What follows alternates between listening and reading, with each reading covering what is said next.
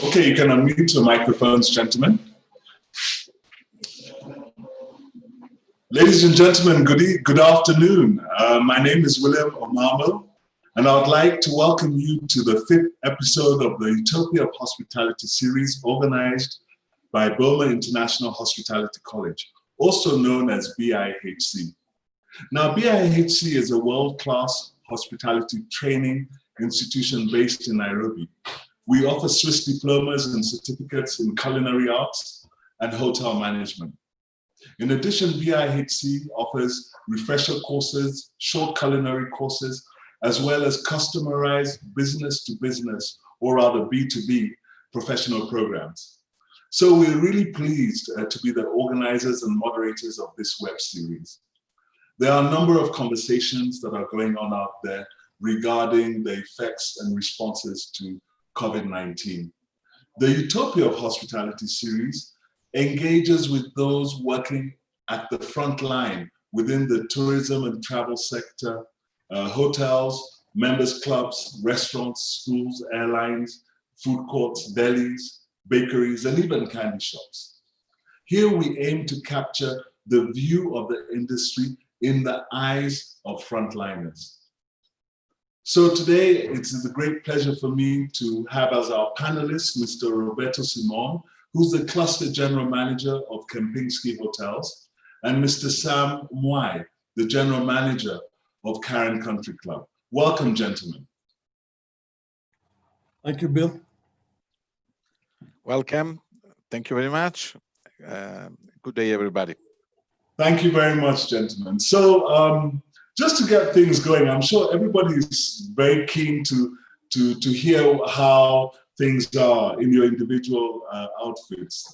Perhaps, Roberto, you can tell us how are things at Kempinski? Well, we share with the rest of the hospitality industry in the world the same momentum, of course. The demand dropped in between 70 and 90% around the world. This is, of course, include also Kempinski, include Nairobi. And so in this moment, if somebody asks me, how is the business? We say that we are preparing ourselves for the business because there's no business in this moment. Because practically the world is completely unable to travel. To find the same situation, you have to go back to the Second World War, where the entire world could not travel because the visa was suspended. I make a small example. As Italian, I can access normally in 185 countries. Today, I can access only one, mine. And perhaps when I arrive, they put me in quarantine. So to give you an idea how today the free movement is practically has been dropped to zero. And this is, of course, affect hospitality. Mm-hmm. But so you are not operating at the moment. The hotel is closed. Well, no, the hotel is not closed. We never closed because there was not such a directive. The hotel is just, in a certain way, we keep a minimal staff to keep a maintenance, of course, to keep all the equipment going. We are making our own, let's say, preparation for complying with all the government rules and ask the license to open our restaurant, of course. So you do have F&B operations? No, we don't have yet F&B operation. We are preparing all the restaurant to be open according to the new protocol, of course, which imply to adapt all the space, the distancing, the physical distancing, the sanitation process, and the testing, staff testing, of course. Yeah, yeah. Sam, I'm sure for you it's a bit different with your members club. I mean, you can't really close the doors to your members. How are things with you at Karen Country Club? Well, Bill, in the beginning, we had to close and, everybody could not access the club. But we have also retained some key staff to maintain facilities such as a golf course and, all our buildings have had maintenance and housekeeping teams on board. After the minister allowed us to let golfers come back, we opened the golf course for them. Of course, they're playing golf in a very, very different way from what they're accustomed to. They play in 2 balls and 3 balls without caddies. We also have members walking on our golf course. We have a very beautiful golf course here with lots of walking paths. So you can do your 7 to 10 kilometers, peacefully and in a very safe environment. So at the moment, we have golfers, walkers, we have a nail bar that's open. And then as from the 1st of this month, we opened our F&B operation in the Bustani restaurant, which is a ground floor restaurant, sort of cafe, bistro restaurant. Unfortunately, it is within the ministry guidelines, so seating is very restricted. Orders have to be taken, in advance, and with all those restrictions. But members are slowly coming back. Our residencies remains closed. Just getting ready. We actually, I would reckon that we are ready at any moment now, once the government tells us to open. All right. Did you, Roberto, did you guys, Kempinski, because it's an international brand, were there some standard protocols that were filtered down to, units spread out across the world in terms of how to reopen and, basically, is there a template that you're given? Yes, of course. They issued the famous white gloves protocol by Kempinski. Was issued 1 month ago. This is practically is a kind of a support from Kempinski head office to deliver luxury while complying with the COVID protocol. Of course, we before complying with all what is the Kenyan law, and then we implement what the Kempinski protocol advise, as long as in compliance with the Kenyan law, it is an addition in terms of standard to what the Kenyan law already required. Because at the end, being a 5-star and having our clients expecting the typical Kempinski experience, we have to be reminded the new customer, let's say, consumer process change a bit. So we have to really keep that Kempinski touch. But of course, before comes Kenyan law regulation. And this is why the way we work. So you use the guidelines from the Ministry of Health as your principal tool, and then in the line, in the sector, or in the process, on the touch point, as we call, where the Kempinski provide an additional, let's say, standard for the customer, always in compliance with the government, we implemented that standard. I see. Sam, have you found these protocols easy to implement, or have you struggled with them, or are they some of the things that you are doing anyway? Well, fortunately, as a club, we decided quite a few years back to adopt the HACCP and ISO standardization. We in fact inspected this early this year for the latest ISO 22000 specific standardization. So a lot of the things that were introduced by the Ministry of Health were things that we're already doing. It's just that obviously it's more expensive now that everybody has to wear a mask and wear gloves and keep changing them every so many hours. Sanitization stations have had to be put up everywhere, not just in the kitchen and the service areas. We have them now all over the clubhouse. We've even provided wash basins for our golfers when they come off the course before they can be attended to the restaurant. So it is fairly onerous, but we were prepared. I think as a club, we were quite prepared on that basis. Okay. So I'll ask you, gentlemen, are these health protocols going to rewrite the culture of hospitality entirely? Or are they just going to be, or are they going to be predominantly the expectation of your customer, or will they just be things that, over time will just fade away? Well, let's put it that way. Hospitality will continue to exist, will continue to develop, will continue to prosper, because always has been like that. That will change the consumer pattern, because today the safety and the health aspect come as a priority, at least in the next 12, 18 months. So as an organization, me, like all my colleagues, what we will do, we will enhance all those protocols to show that we, of course, that is what care to us, the health and safety of our people and our customer, okay? So this will change a bit, of course, the flow. For example, this morning I was thinking, it's many luxury brands, the handling of the luggage is one of the paramount to establish at the arrival soon the human contact. There might be some guests, especially if he has hand luggage, they will try to avoid that we touch his luggage, even though the protocol provide that we have to sanitize the luggage. So we have to be ready, different customer behavior. There will be some customer that with the pleasure will relinquish some luxury gadgets if he can dominate himself the entire process. And there will be some guests that will be more confident on that. So we don't know yet, because in this moment we are at the beginning. So we have to be ready to change the speed according how the customer behavior will be in the next 6-12 months, let's put it that way. At the beginning, we have to be very, very, very on top of it. Then doesn't mean we lighten or we ease the situation. No, of course, if they found the vaccine and the vaccine is delivered to 5 billion people, everyone will be happy, okay? But this is not going to happen anytime soon. So the next 2-3 years, we have to live with it. And I think will improve us, because this is a pandemic. Who tell us that in another 5-10 years, we don't have another one? Another kind of pandemics. So this is, I'll pass me, like all my colleagues, so to become a different, our management style change, our portfolio, let's put it that way, will be integrated with new, let's say, health and safety protocol approach, which is not the typical HACCP or something like that. So we are monitoring or observing what they are doing in other countries, what they are doing, what we are doing here, and what our customer will require in the key account. I think, Roberto, for you, it would be an advantage because you're dealing with a local customer base that understands the standards that have been set by the government.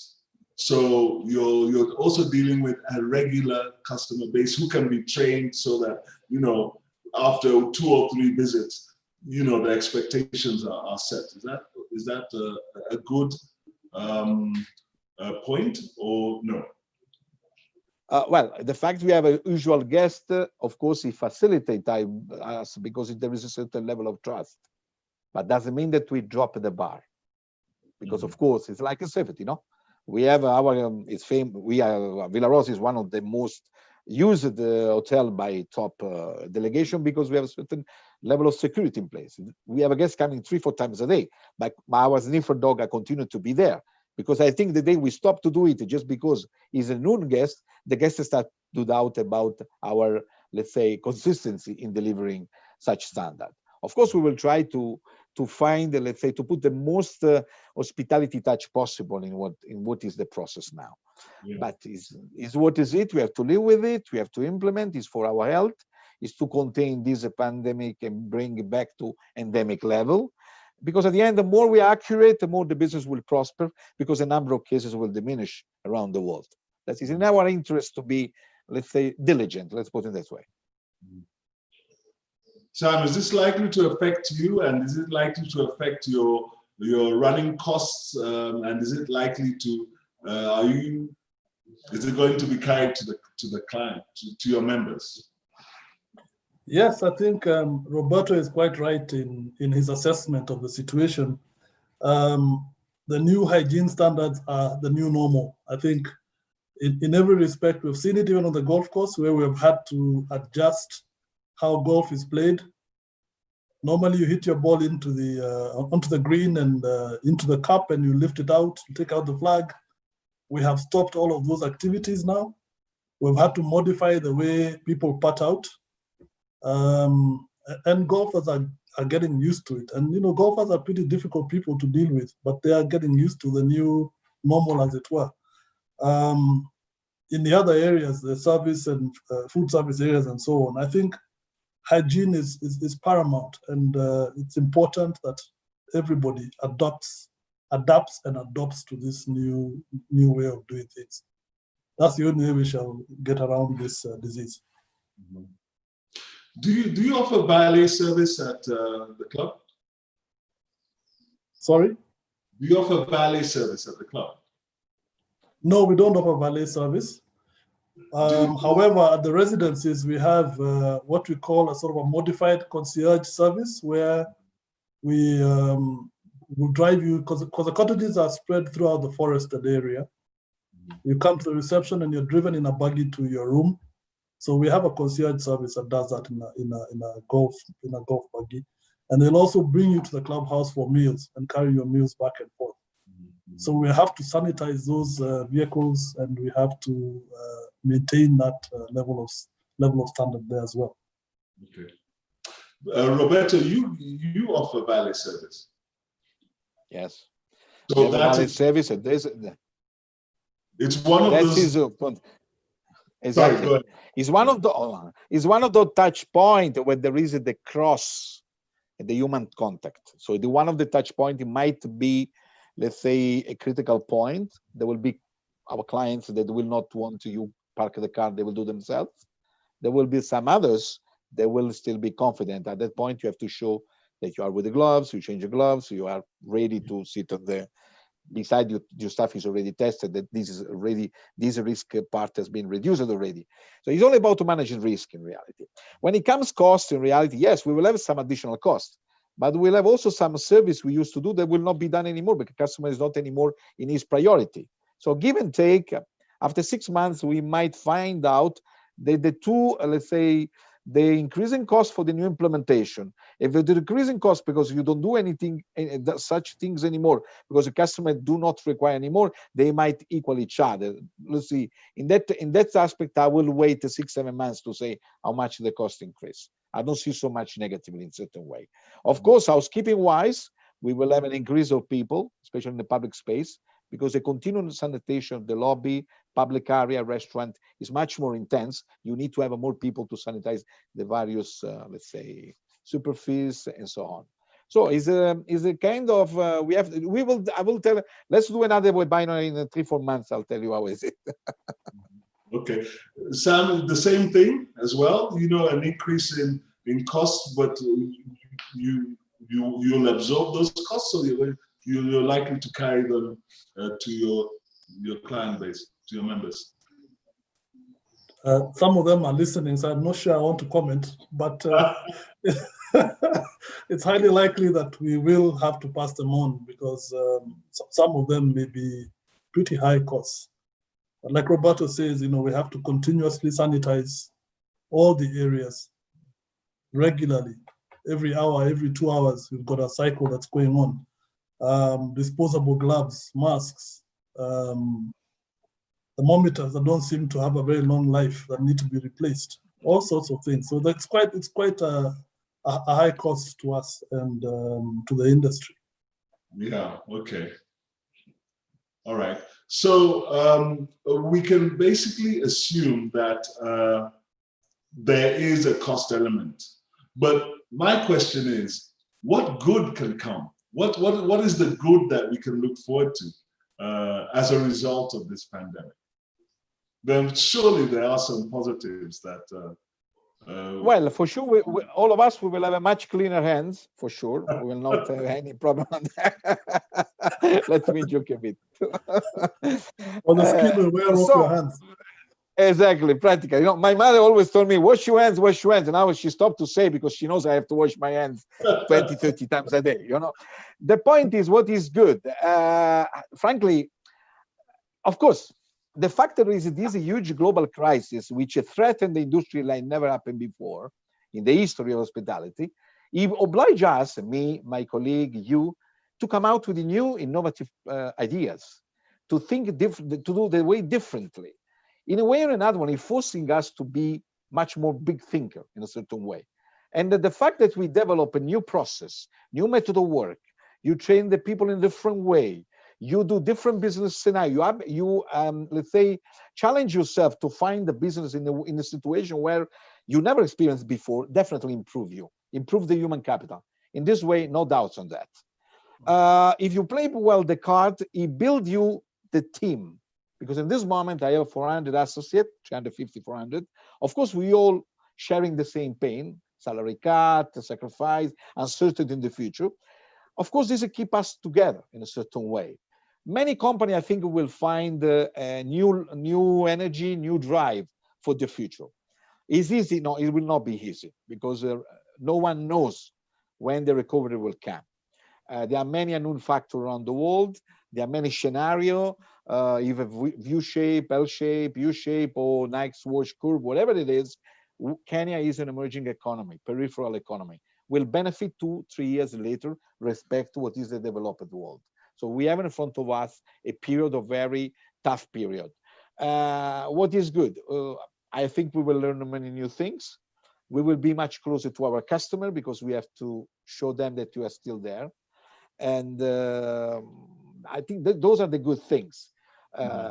The bad are plenty, of course. We lost a lot of money, of course. Our assets, of course, have been proven a lot. Most of us delay refurbishment, investment, development. This is a certain way impoverished the hospitality industry. Some of us shut down the hotel. Some of us will do redundancy. What does it mean? This will at the end up to IP losses, intellectual property losses. Yeah. Because the sector is going down. It's like you are having a deindustrialization process of the sector, because many people will lose a job and will go farming or will go in another sector. Now, and then I conclude, Kenya definitely is the best hospitality country in Africa. Kenya is in Africa what the Thailand is in Asia. On this one, no one can dispute the quality of Kenyan hotelier. Thanks to the job done by the schools, by pioneeristic brands like Sarova, etc., etc. Lose human capital means waste what has been built in the last 3 decades. Okay. So that is the most risky factor. Okay. Dan, do you have positives to add?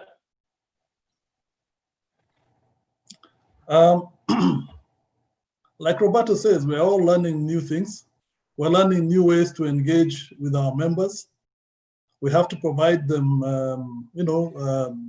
digital engagement and things like what we're doing now, webinars and seminars and virtual cocktail tastings and cocktail makings and all those kind of things. So it's actually fairly exciting at this time because we have to maintain this engagement, otherwise we lose our members along the way.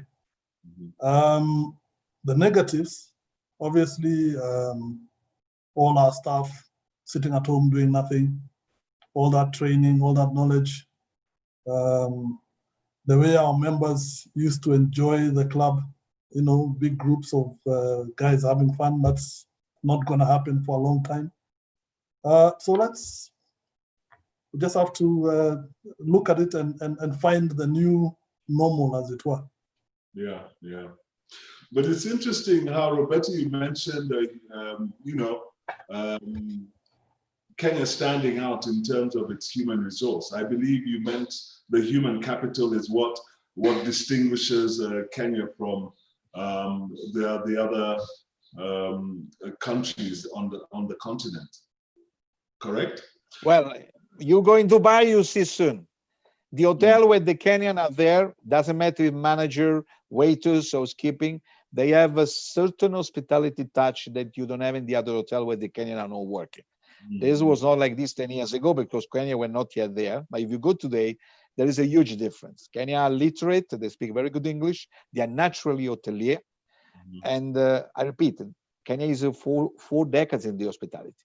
So there is a huge story, huge background. Yeah. So that is good human capital. Yeah.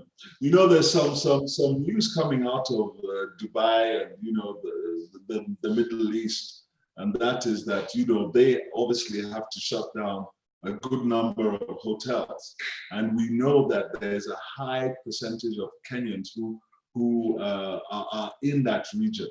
We are likely going to have a return of these young professionals, and the question is, what should we do with them? Because they're obviously going to come back and they're going to want to continue with their careers. What is going to happen? Well, I'm not sure everyone wants to come back because I left Italy for 6 months 15 years ago. My mother's still waiting. Back, So, it's like when you start to learn to travel around the world, to experience a new culture, mingle with the new people, you continue to run. What we should do to take back this human capital? Well, you need to have opportunities. You need to have investment. You need to have international brand come here and bet of Kenya. Kenya definitely is essential to African footprint. Any company want to come in Africa has to set up its department or its headquarters in Nairobi. So that is not only involve hospitality, involve let's say many aspects of the economy. The opportunity, the international brand are already here. A lot of has been done, but still we can bring much more brands. But to fill up those rooms, we need to have a demand. And definitely, we would love to have the most important convention center for entire Africa here in Nairobi. This is what really we need. Because if we want to bring another... Before we even go there, let me ask, Sam, how vibrant, I mean, how many rooms do you have at the club? How vibrant is your room occupancy? Before I ask another question.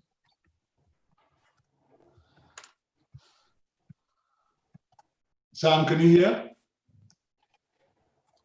Yes, I can. Just trying to sort out my unstable internet. Okay. I think you asked me how many rooms we have. Yes, and how? What is your occupancy on? You know, we have 24 rooms, which are cottage or what we call apartment style.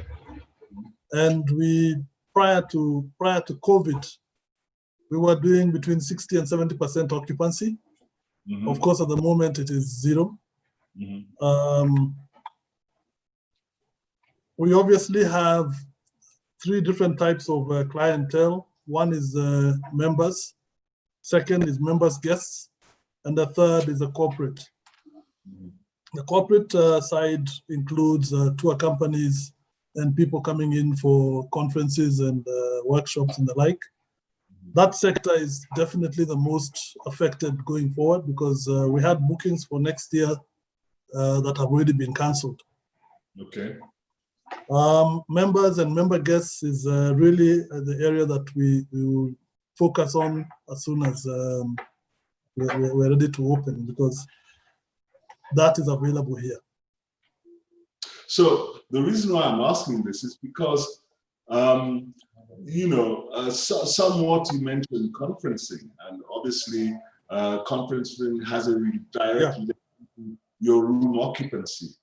And we now know and we see that more and more globally, internet conferencing is becoming, is the craze. It's something that is becoming a characteristic of business engagement.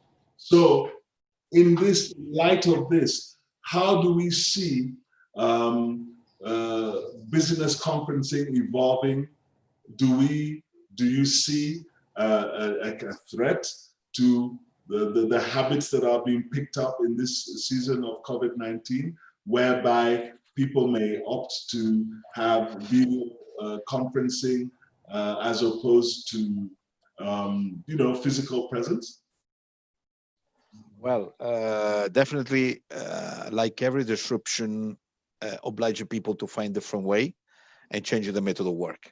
Many companies will find now this method of work much more efficient, cheaper, a lower cost.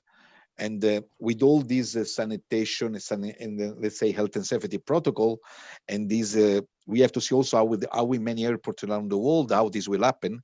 If I have to stay 5 hours in the queue in the airport, rather than do 5 trips per month, I will do just 2. This is another impact, of course. Of course, the digital conference will be the next, okay? We might see conference of 300 people, where just 50 people will attend in the meeting room, which will be the panelists, some top speakers, some journalists, and the rest of the attendance, they will do like we are doing now by Zoom, can be one. Smaller conference will still happen, a smaller border meeting will still happen. Huge conference is an unknown factor. We have to see what will happen, because this is, I think, in the next 6-7 months, there will come a development of the current protocol. No, more they know the virus, more they might come out with the drug to come back to the virus much faster than it's doing now. There are many things can happen the next 6-8 months. The situation is very in evolution, which will adjust the business, of course. But we have to adjust ourselves. It's not only the conference, everything. But even the way how they will book the hotel, the way they will pick up, they will select the hotel. You know, even the leisure segment example is the one who will be one of the most affected. My friend is managing a beautiful resort in Fiji. Who is going to travel 24 hours today? Yeah. You know, they feel that so much that in the next future, the very remote location, they have to invent something. So there are many questions. Sam, how do you feel about conferencing? Yeah, Sorry. Go ahead. How do you feel about internet conferencing and its long-term effects or its immediate effects post-COVID-19 or moving ahead? Sorry, Bill. Can you hear me? Yes, I can. Sorry, please ask the question again. Yeah, I'm asking what are your views about business conferencing, internet conferencing? What are your views? How do you see it impacting, for instance, the conferences that you host at the club? Do you see a reduction because people have now become used to this kind of engagement? Most definitely. I think it's this method of conferencing is very efficient. We're able to share documents, we're able to converse, as long as you have reliable internet. And I won't say who our provider is. It definitely is going to be a challenge to those who have conferencing facilities. We don't have very big facilities here at the club. Fortunately, we have a lot of member events, so we're able to use the rooms as conference. The next day it's a party, kind of thing. So our conferencing is not as big as what I expect Kempinski and the other big hotels have. But for sure, companies are investing more and more in technology. Yeah. It will take away this physical sort of contact in conferencing. Yeah. We have to look for other ways to incentivize them to come and use our hotels. Yeah. Fortunately for us here, we can throw in a round of golf so that you come and have stay in our room, have a meeting in our meeting room, and then play a round of golf as a package. Okay. Yeah. Well, the emerging, obviously an emerging market segment is the hotel apartments. And okay, next to Villa Rosa, there are about 400 hotel apartments coming up. We have a mega convention hall coming up through JW Marriott. What do you think about that? What's your take on all of this, this expansion with hotel apartment segment? William, my day started very well. Why you want to affect my...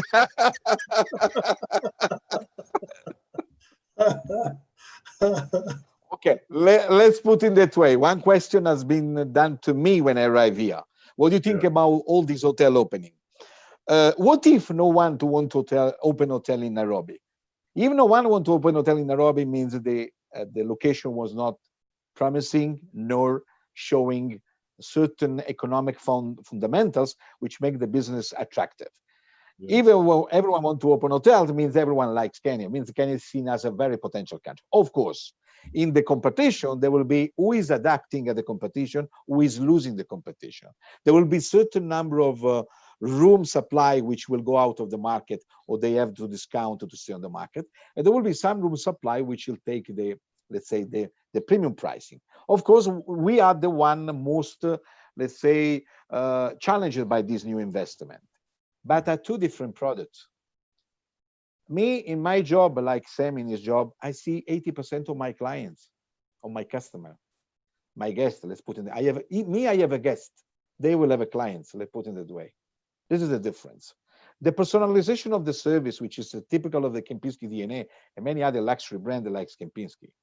And even Sam does the same, because the 24 rooms, I'm sure he knows all his members. Okay, he speaks with all his members. He sits to have a coffee with all his members. Now, this kind of personalization is hospitality. It is old hospitality which need to be adapted to the, of course, to the market. That kind of business, it brings additional supply, but as well can be attractive for the demand that in normal circumstances would book another location in Africa rather than Nairobi. Because of course, having this big conference, this can attract people. Now, after COVID, I don't know how they are their own plan. For sure, we are smaller, agile, much faster in adjusting to the market curve. Let's put it that way. Now, these apartments, there will be another number of apartments in the city. as we are lacking apartment. There are plenty of apartment. Office is the same. Office will be the most affected segment in the, let's say, real estate asset class. My friend working for Goldman Sachs in London said, Roberto, if we apply 1.5 meter, all the protocol, the current headquarter in Farrington for 6,000 people, the Goldman Sachs has to buy another 5 buildings. Because of course you need much more space. How many of those offices they will be profitable now if they apply the current protocol? I think in this moment, my future colleague has much more headache than me. Okay, I think he has to be more worried than me. Let's put it that way. But he's welcome. For one reason, he's welcome, because there will be many hoteliers are lost the job, and they will lose the job. Yeah. And some more hotel coming, they will absorb back this human capital, which otherwise would go lost in other sector like farming, shopping, which have nothing to do with what they study for. So I see positively. We have to fight, but life is not easy, we know. Okay. Sam, I have a question for you. And Roberto, you can listen and maybe try and tell me what you think. Your customer base is fast evolving. We have a new generation of customer. He's the millennial. And the millennial comes with a different dynamics altogether. Are you seeing that within your membership, and is it forcing you? Because I know like other members clubs have to really readjust to accommodate the millennial middle class client. Is there some dramatic changes that you must start to consider to keep yourself relevant, attractive to this new client? And Roberto, the same thing for you. We have millennials who can afford, millennials who are now yuppies, they are executives, but they still have a different mentality to the X generation. Please, gentlemen, tell me what you think? Well, if I may go first, millennials, as you know, don't like rules and regulation, and clubs are bastions of those things. You can't use your mobile phone here, you can't walk on the grass, you can't do this, you can't do the other. Fortunately for us, we have had our members' children grow up in the club. And at some point, we realized that we actually do need to have a balanced sort of membership, and we need to grow our younger members, not just into regular members, but also grow them into management and administration of the club.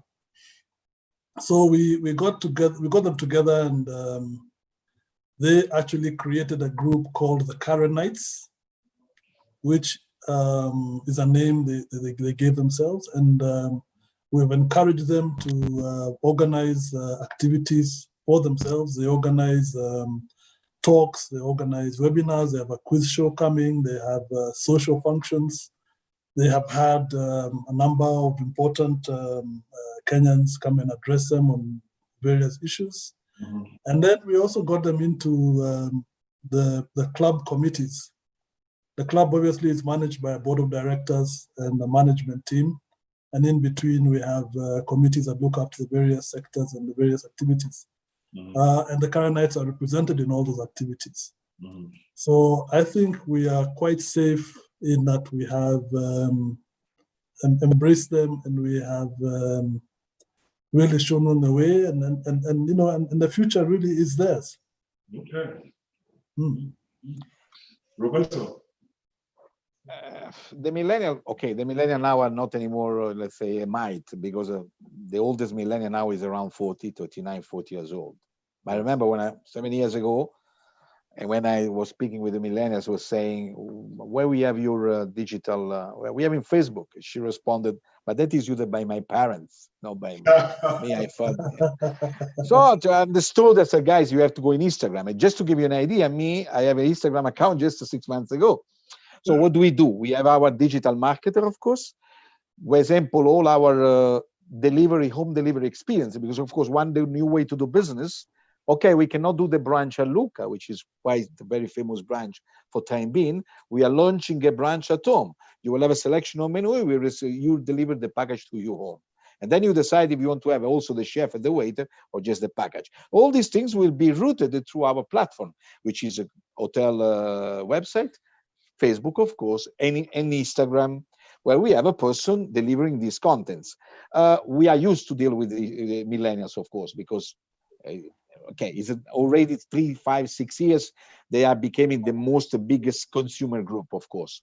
And you cannot. We are preparing for the next generation, Generation Z, in a certain way. It's not difficult to handle them. Absolutely, it's just a different way to approach them. Different way to. They have different priority for certain aspects. Are much easier than previous generation, of course. For them, it's not important how you put a fork and knife, but it's important where they found the news about you.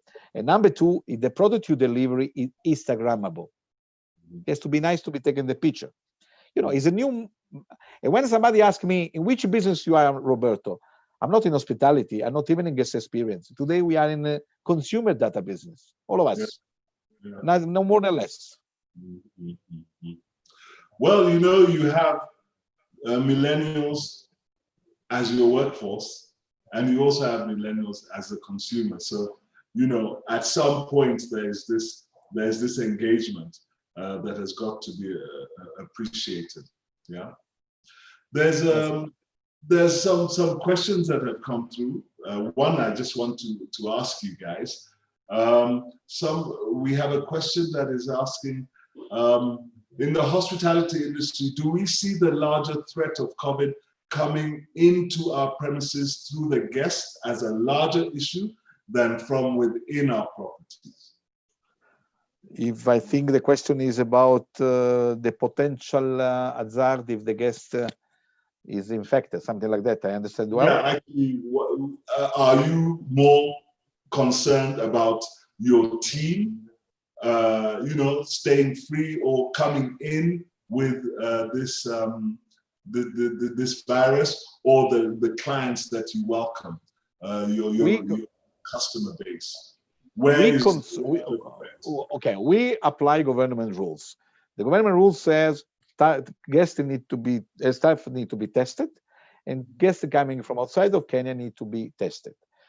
To close the gap, we have a temperature control at every single, of course, entrance, of course. So if there is any, let's say, a breakage of the limits, there is a protocol in place. So we are applying what the government is providing to us. So the Ministry of Health give the protocol. That is what we are concerned about everybody, of course. Now, when you apply in the hotel the physical distancing properly, when you do check-in, when you handle the luggage, when you allow the guest access to your restaurant, your bar, or your hotel, you are already taking care about the guest and the staff. If you are making sure that everyone is wearing the mask, you know, all these things already reduce the risk. There is not zero risk. Even after the test, you have a period of incubation. But if you put in place all these measures, these reduce the risk window. Yeah. At the end is a is a big pandemic, a threatening pandemic, where at the end we see today a 95% recovery around the world. But this 95%, 40% not even access to the hospital. So let's say reducing the risk, you're reducing the gap, and more, the curve should flatten down. Yeah. Sam, on your side, this threat? Well, like Roberto says, you know, we've had our staff tested, all the F&B teams. So it's again, they're wearing PPEs, so it's unlikely that they are going to, you know, come up with this problem. On the other hand, I don't think it's fair to say that it will come from outside. It could come from anywhere, really. The thing is to be prepared.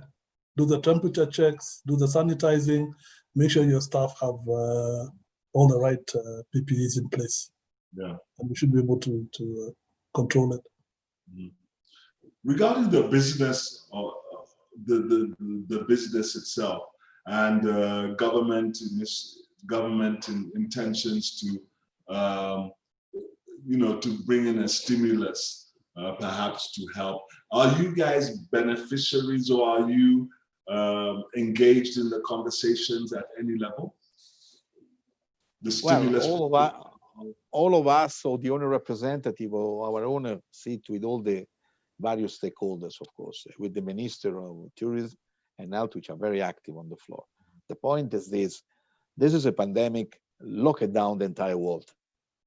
This is a pandemic, puts practically 5 billion people, stopping them to go and work every day. We cannot expect in Kenya to have things done fast and solve it 100%. There is a process in place, which has to go slowly. Europe, we see things going better, but it requires 3-4 months of really tragedy. And thanks God, until now in Kenya, we didn't experience the number of deaths we had in Italy, in my country, imagine. And what is happening now in UK is happening in the United States, okay? So we need the right time to solve everything. We'll need the next 3-4 times as crucial to see the pandemic go down, to see go down the number of cases, to see the business start to opening up. It's not something happen immediately. If somebody think in January we will pop champagne for 2021 with 70% of occupancy, sorry, I'm sorry to say this will not going to happen. We need the entire 2021 to start to put the business on the right track, to make all the business entities manage properly the cash flow, and we will see some numbers that we have seen in 2019, just in 2022, second half. This is what will gonna happen. This we have to be clear on this, not that somebody expect government solve our problem. The problem is global. Kenya depends from international traveler. If the Europeans don't start again to travel, if the Middle East don't start to travel, the Americans don't start to travel, the Kenyan hospitality will suffer a lot, like every other, let's say, country in the world. We have to look globally the situation. The stimulus package. Any conversations? We definitely appreciate government intervention. However, we don't know in what form or what manner. We know that the Kenya Association of Hotel Keepers is in constant communication with the ministry, and eventually they'll come up and tell us what this intervention will look like. But more importantly, for the businesses in the industry is business continuity planning. If you don't have these plans in place, you can be sure that next year you're not going to have a business that's viable at all. Like Roberto says, we are not certain of when people will start traveling again, if at all. We are, like our club is only open to our members. We're not yet allowing guests to come in from, from the larger society or even from other golf clubs.